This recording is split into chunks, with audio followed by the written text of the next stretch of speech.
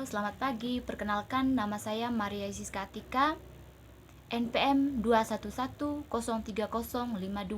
kelas 2021B. Nah, di sini saya akan menjelaskan dan menganalisis sebuah peristiwa tentang pelanggaran HAM yang terjadi di dalam masyarakat. Baik, di sini saya akan memaparkan peristiwanya,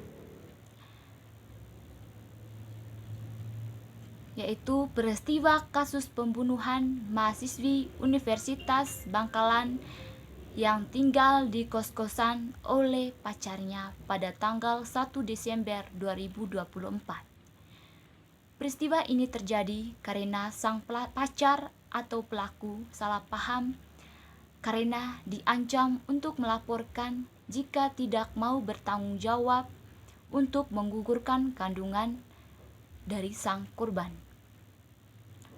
Pelaku terdesak dan takut sehingga pelaku berniat dan nekat membunuh sang kekasihnya yang sedang hamil anaknya. Pelaku membunuh korban dengan senjata tajam. Setelah korban tewas, sang pacar atau pelaku membawa korban di kebun yang jauh dari rumah warga untuk dibakar dan untuk menghilangkan jejak pelaku. Tetapi ketika sang pelaku membakar korban, ada pemilik kebun yang lewat di kebun tersebut. Kebetulan kebun tersebut adalah milik bapak ini. Dan kebun ini dekat dengan jalan dan jalurnya sepi yang jauh dari rumah warga. Sang bapak ini penasaran karena melihat api di kebunnya. Sang bapak penasaran akhirnya mendekati api tersebut. Sesampai di situ, sang bapak kaget dan bergegas untuk menelpon warga sekitar. Setelah mereka cek, ternyata ada mayat yang sengaja dibakar. Baik, pelanggaran HAM yang terjadi dalam peristiwa tersebut ialah pelanggaran HAM yang menghilangkan hak hidup seseorang, yang dimana sang pacar atau pelaku membunuh sang kekasih atau korban dan juga anak yang sedang dikandung sang korban dengan sengaja. Adapun korban dan juga pelaku dalam peristiwa ini, yang pertama itu korbannya yaitu EN Jumianti yang berumur 20 tahun yang merupakan mahasiswa semester 5, dan pelakunya yang merupakan sang pacar dari sang korban atas nama Maulidi yang berumur 21 tahun. Penyebab dan akar dari masalah atau peristiwa tersebut ialah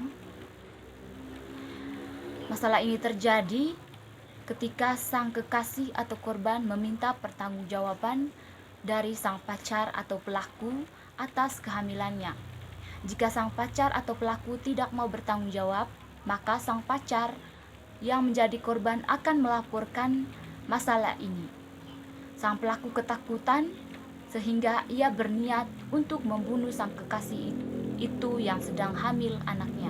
Adapun dampak dari masalah ini bagi keluarga korban dan juga bagi orang lain dalam jangka panjang dan juga dalam jangka pendek.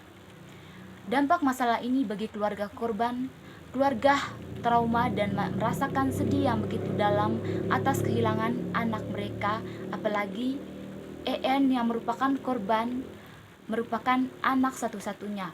Dan dampak bagi orang lain, orang-orang banyak yang merasa takut untuk berpacaran, dan ada juga yang beranggapan bahwa semua laki-laki itu sama.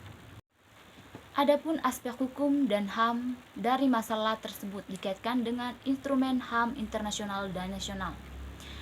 Bagi korban, HAM merupakan hak dasar yang dimiliki manusia atau seseorang punya hak untuk hidup dan mempertahankan hidupnya, yang dimana sang pelaku merenggut nyawa atau mencabut nyawa sang korban dengan sengaja dan dengan sadis. Bagi pelaku, Hukuman tetap berlaku dan setimpal sesuai yang ia perbuat, yaitu dikenakan hukuman 30 tahun penjara atau bisa jadi dikenakan hukuman mati. Pendapat saya dan solusi saya mengenai peristiwa tersebut ialah pelaku harus dihukum yang setimpal supaya ada efek jera bagi pelaku tersebut, agar peristiwa tersebut tidak terulang kembali. Usulan saya supaya peristiwa tersebut tidak diulang lagi di masa depan ialah jika berpacaran harus perlu diperkenalkan kepada keluarga atau orang tua supaya terjadi sesuatu kita bisa diceritakan kepada mereka. Dan jika berpacaran, pilihlah laki-laki yang tulus dan bertanggung jawab. Bagi kita semua, jika ingin bertindak atau melakukan sesuatu, harus perlu dipikir panjang dan memikirkan dampaknya bagi diri sendiri maupun orang lain, apalagi menyangkut nyawa seseorang. Oke, baik, sekian dulu paparan peristiwa atau kasus dari saya. Sekian dan terima kasih.